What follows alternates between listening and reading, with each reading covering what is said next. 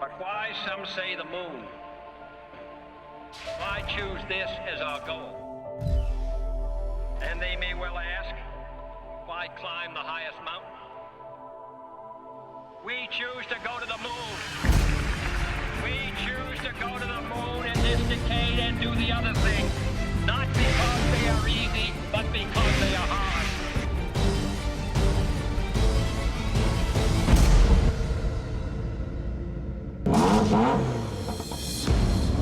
There is no other industry where competition has driven more technological achievements than this, the hypercar world. McLaren, Porsche, Ferrari, Pagani, Bugatti, the big five. The modern-day hypercars as we know them. These cars are the meanest, baddest, fastest, and most expensive production cars to ever be built. They're the direct result of one thing and one thing only: competition. The direct rivalry between all the major car makers is what created these cars. And today we finally put them all to the test around the track and also in the quarter mile to find out which one's the fastest. We're gonna do this with all 5 cars and just one pilot. All of these cars are regular customer cars. None of the cars have been modified and they're all running on stock tires. There's one thing no one can deny. Bugatti created the original hypercars we know it today with this, the Bugatti VEYRON. About 12 years ago, VW set themselves to make history by creating the most mental and crazy car to ever exist. A car that would be able to do 240 miles an hour without a single effort. That is obviously the Bugatti VEYRON. The VEYRON actually ended up being expensive to VW and Bugatti. Each unit that they sold cost them about $6 million, and that was a loss, making it a bargain for those filthy rich that can buy one of those bad boys. And now we're inside of the Bugatti VEYRON Super Sport, the craziest thing I've ever driven. That W16 engine on the back is beyond huge, and you can feel it, you can hear it, yet the car is so comfortable. Bugatti made 450 of these during the 10-year course that they produced these cars. This one being the Super Sport. I believe they only made 42 worldwide and only 8 examples were delivered to the US. As you can see, Bugatti created the original hypercar, but not the last one. Every single other car maker wanted a piece of the pie, so they dumped all of their resources into creating their own hypercar to compete against Bugatti's very own. And the results are astonishing, which leads us to this.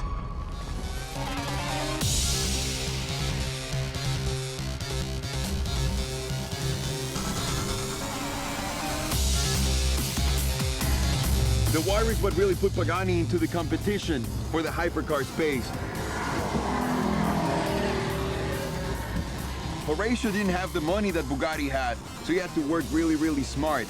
Although the car only has 730 horsepower, only has 730 horsepower, the car is extremely light. It weighs only 1,350 kilos, making it one of the lightest cars here today. The power to weight ratio is exactly what's putting the Huayra in that competitive space to say, I'm here. Get ready, Bugatti. The Pagani Huayra might be the best looking one in the group. However, this wasn't Pagani's first attempt in the hypercar space, but this was the car that took the world's attention.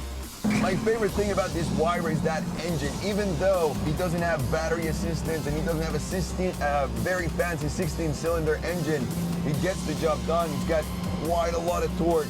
The car is very light and nimble.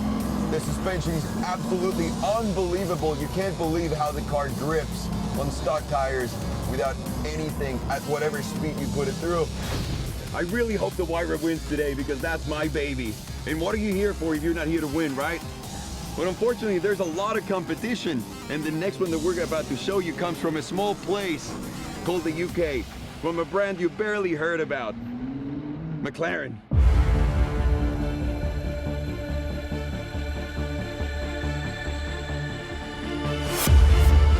I'm Paul Woodman, and this is the first of the modern age hypercars to have battery-assisted power. It's the McLaren P1. All right, Paul, let me just stop you right there. What are you doing? It's a British car. I'm a British guy. No. What? It doesn't work like that. There's no Mexican car, British car. And let me show you how to do this properly, son. This is the first of the hypercars that is battery-assisted. This baby is the McLaren P1. Huh? That sounds better. I like yours better. McLaren has been pushing the envelope for years with their F1 racing team, but now everything is translating into street performance. McLaren has always been known for pushing the envelope, and they totally did with this masterpiece of a car.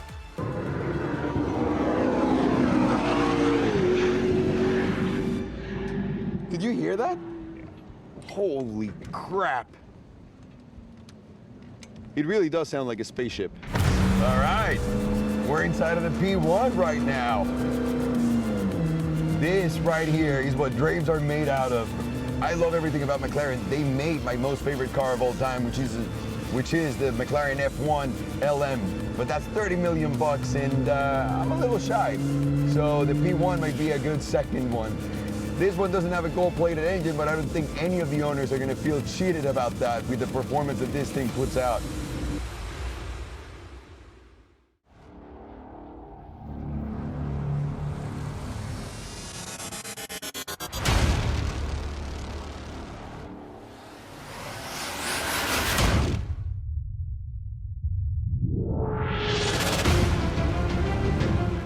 The Porsche 918 Spider is exactly a showcase of evolution. An evolution that happened within 10 years for Porsche from their Carrera GT. This has two battery motors, one on the front, one on the back.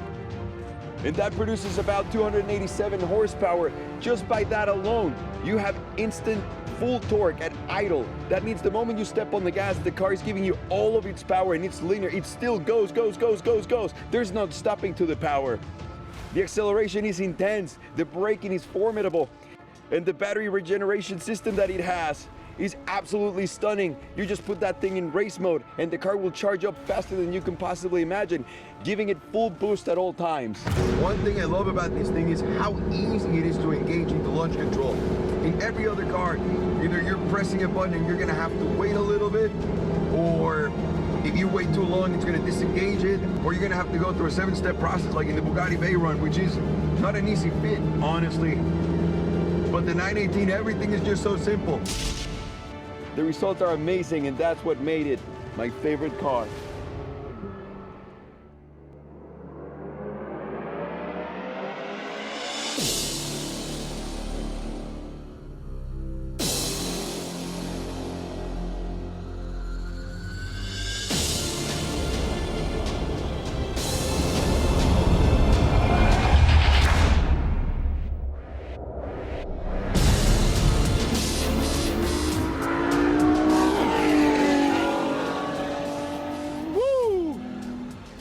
And that right there is the Ferrari LaFerrari, the most sought after hypercar ever made. And in Ferrari tradition, of course, they only made 499 of them, making it one of the most sought after cars of all time. And no other car makes that noise because this one has a loud V12 engine. Massive engine Ferrari put in there just to stay true to their roots. And on top of that, they added a battery motor to that to add instant torque. And the combination, as you can see, is absolutely ridiculous. This thing is ridiculous! How? How is this real? How are these brakes so large? The active air on the back, just looking at the wind, grabbing the corner right here, getting out, ready for the straight line. And the car just moves. I'm not even a good driver, and it moves. Look at this. Sorry, it's actually pretty hard to drive this fast and talk at the same time. God, I can't wait to see the numbers that this thing pulled. This is gonna be like the bar setter right here. So which one of these 5 hypercars is the best? There's only one way to find out. Guys, I'm here with James Safronas. He's gonna be doing all of our driving today from GMG. James, how are you? I'm great, my pleasure. James has more trophies than I have space in my house for them. We're putting all these cars to the test, and I'm gonna ask you a couple questions. I need you to answer fast though. We don't want any slow answers, whatever comes out to mind. So let's do this. Which one's gonna win? Porsche. Porsche, okay. What about in the quarter mile? P1. P1's gonna take the quarter mile. Which one's gonna be the hardest one to drive? Bugatti. Bugatti. Which one is your favorite car in here?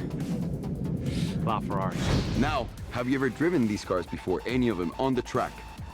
0. None of them on the track. So it's a first for everything here.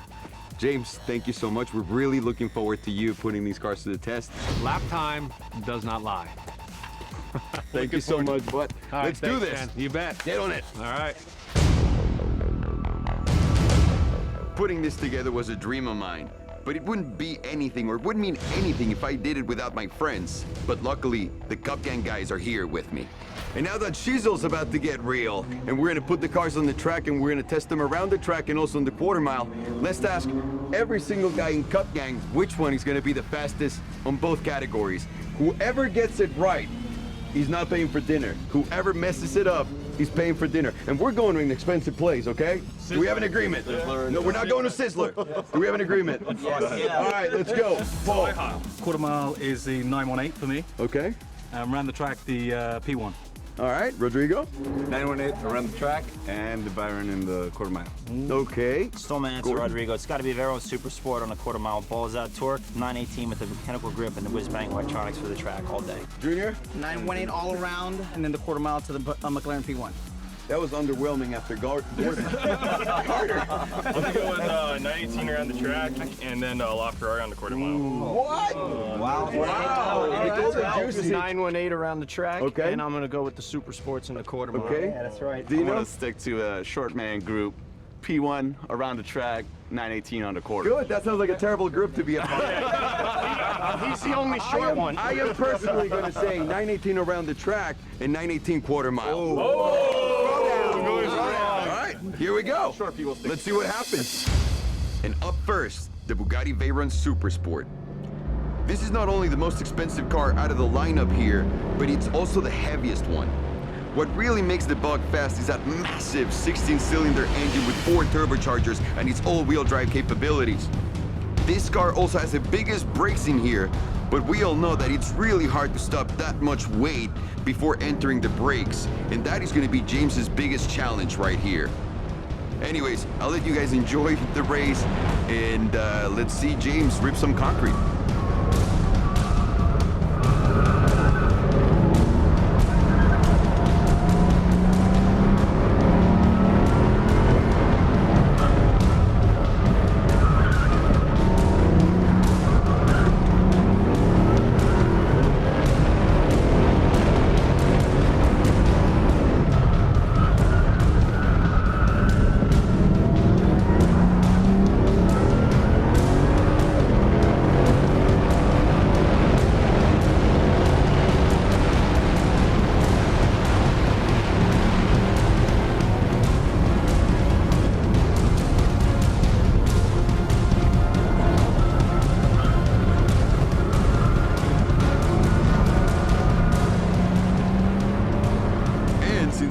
Finish too early today, if you know what I mean, we're gonna hide the lap times for a dramatic reveal at the end of the show.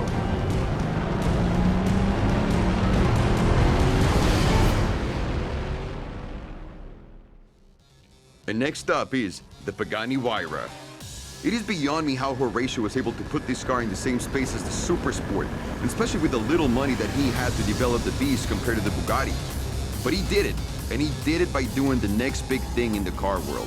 By worrying less about horsepower and fitting there the most badass suspension you can possibly get, the greatest brakes ever, and the proper aero. Obviously, the Huayra's biggest challenge is that it has the least amount of horsepower out of all of the cars here. But it makes up for it by being one of the lightest. And also, did I mention that this is the best looking car in the world?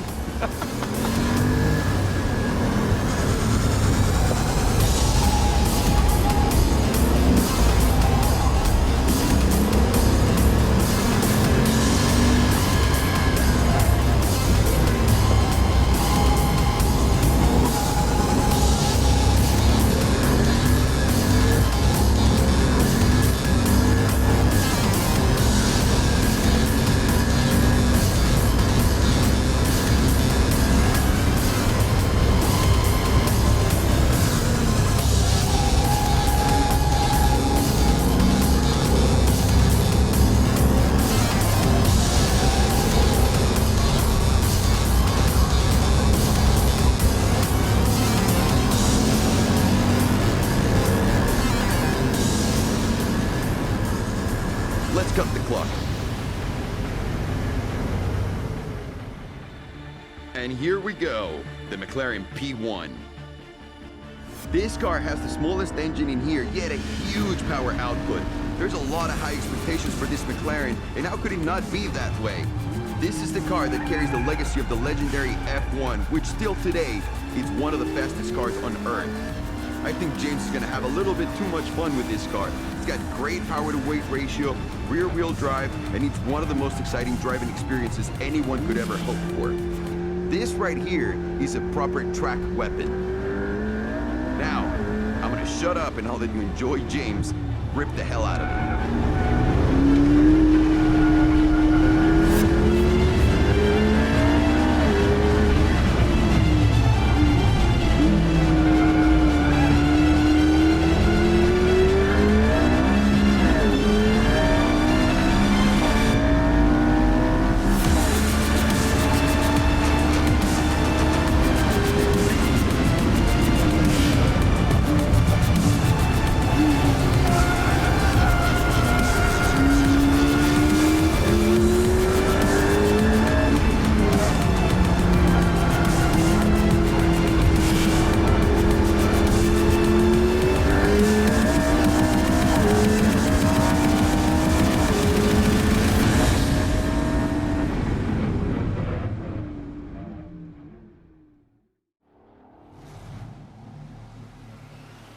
And ladies and gentlemen, I give you the Porsche 918 Spyder.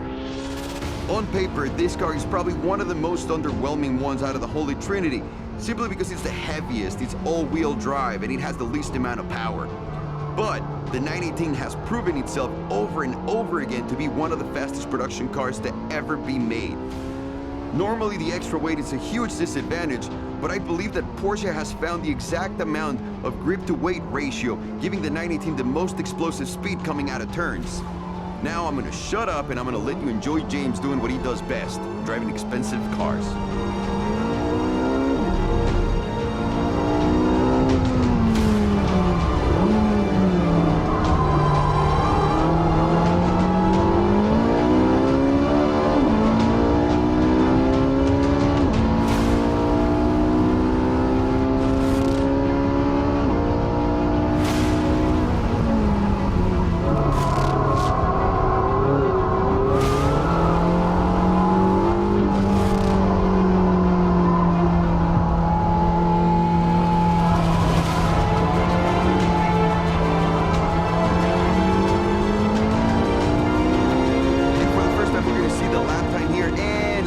Charlie, please cut the clock now.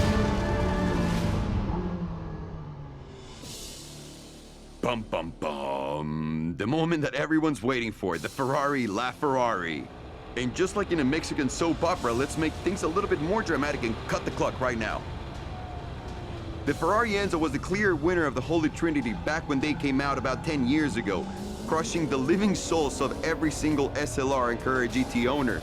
And now Ferrari's back for more with their new flagship hypercar, the Ferrari LaFerrari.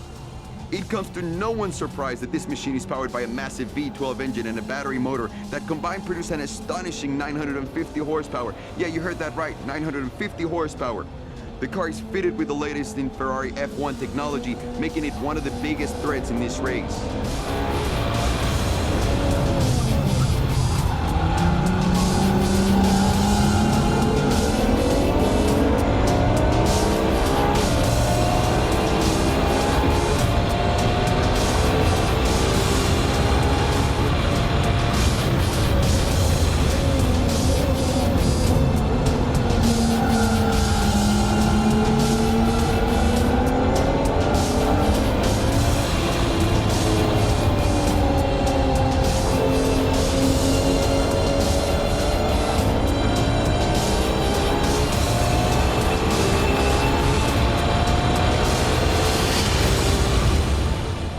Who's gonna be the fastest around the track? We're gonna find out next week. And now that the lap times have been set and the information is being processed, let's jump into the drag races. But this time around, let's make things a little bit more interesting by doing elimination rounds. We're gonna face two cars against each other, and the overall winner is gonna face the Bugatti, which held the fastest drag record for a production car for about 10 years. First off, the Porsche 918 and the Pagani Huayra.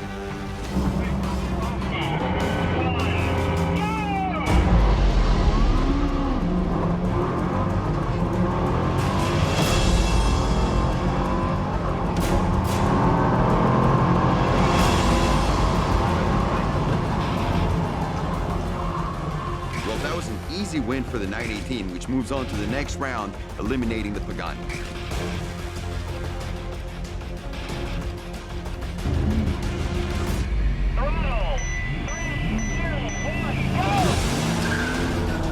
And here we go, the LaFerrari against the P1.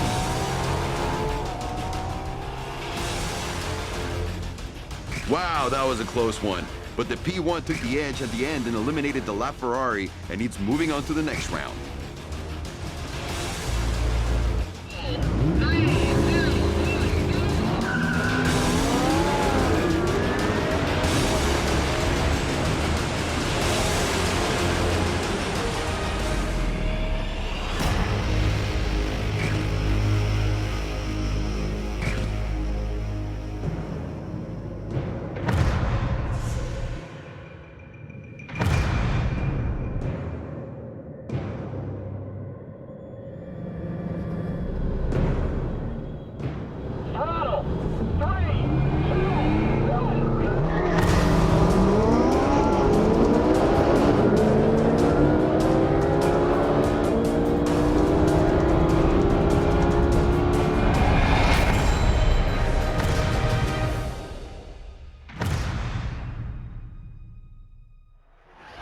All right, everyone, the results are in for the fastest lap, but before that, we already did the drag racing, and who won, guys? 918! So I'm 1 for 1. Now let's go with this. Who do you guys think came in 5th? Huayra. I'm going to say the Bugatti. Not a chance. The Bugatti? Yeah. All right, let's see. Let's see who came in 5th place. I feel like this is Miss Universe, and I'm just like the shittiest host they've ever gotten. Here we go. And on... Oh, no! Number 5, it is the Pagani Huayra with a lap time of 23.76. Driver error. I think it's a driver error here. God damn it. By far the best looking car. Now, Best looking car, my friend. moving best on to looking car. 4th. What's 4th? VEYRON. Gotta be VEYRON? Yeah. VEYRON. All right, I want to say VEYRON too. Damn it, I just didn't expect the Pagani to be 5. Here we go. VEYRON. Oh, you already messed up, so you're going to say Pagani right now. No. Here we go. And in number 4 comes the Bugatti VEYRON. Not a surprise. With 23.006. That is pretty impressive, actually. I really thought the VEYRON would come in 5th. 4,200-pound car. Yeah, damn. Inertia. All right, on to the most important one. Not really. 3rd place. 3rd place. Who got 3rd place? This is for real, man. P1. LaFerrari. How many of you guys are saying LaFerrari? LaFerrari. 1, 2, 3, 4. Yeah. Okay. P1. We get it, Dean. P1. Everyone else said P1. Let's see. And on number 3 comes... Drum roll. The McLaren P1! 18.822. Holy crap. Now we're going to the most important one. And you're wondering why I don't have a 2nd place here. It's obvious why. So I'm going to open the envelope right now, announce the 2nd place, which means whatever I didn't say is number 1. Which one's going to be number 2? Who's saying 918 number 2? Wow. That was silence. I think we're all gonna stay 918 here. I want the 918 to win. You're all gonna give me dinner. Yeah, exactly. Oh, no. Hang on. You already made your bet, buddy. Oh! The number 1 is the Porsche 918. Wow. Yeah. All right. Porsche 918. The 918 came in at 118.44, and the LaFerrari came in at 2nd with 118.46. By 2/10 of a second. No, 2 200. 100ths of a second. Holy crap. Hang on. Did they say close second? Yes, you did. Can I just say, y'all owe me dinner? And we just finished one of the most epic races anyone has ever seen. I'm out of here. I hope you guys enjoy this. My name is Alejandro Salomon. These guys are Cup Gang, and I'm going home. Let's go! Woo! I'm going out in style. See you later.